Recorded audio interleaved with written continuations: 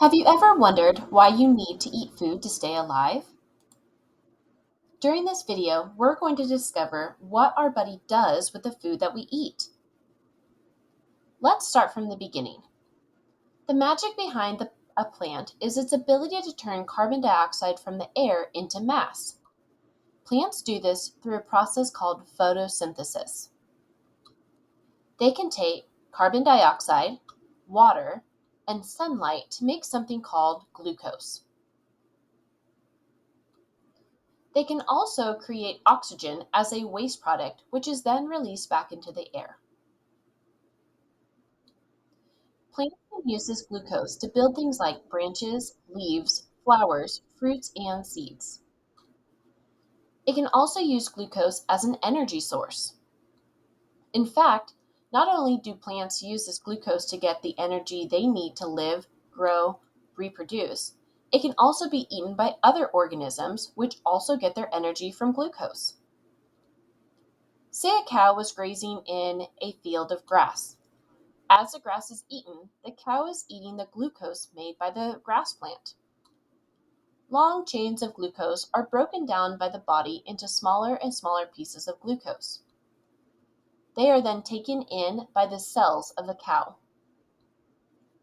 Inside of the cell, the glucose is taken into a small organelle called the mitochondria.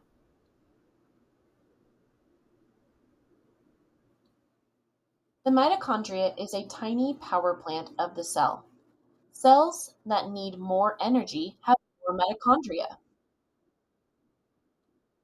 The glucose is broken down by the mitochondria. As glucose is broken down, energy is released in the form of ATP. ATP is used when the cell does work. The more work that is done, the more ATP is used.